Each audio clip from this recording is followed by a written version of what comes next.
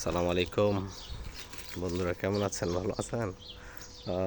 আসলে এই আমি আমার বাসায়, মানে যে বাসায় আমি থাকি, আমার ফ্যামিলি নিয়ে, পরিবার নিয়ে।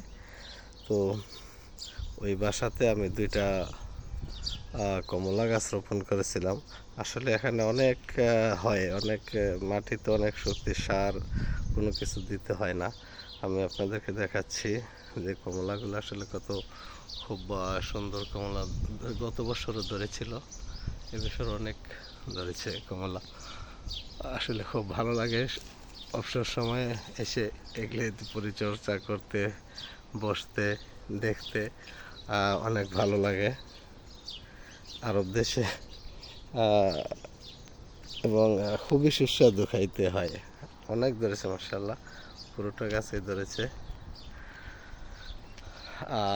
এবং দেখেন, আমি দেখাই যে আমি এক সপ্তাহ আগে কিছু কলমি শাক এনেছিলাম বাজার থেকে। তো ওইগুলির থেকে কিছু অংশ আমি এখানে মাটিতে লাগিয়েছিলাম। দেখেন এইগুলি কত সুন্দর হয়ে এক সপ্তাহের ভিতরে কত সুন্দর হয়েছে এবং হচ্ছে।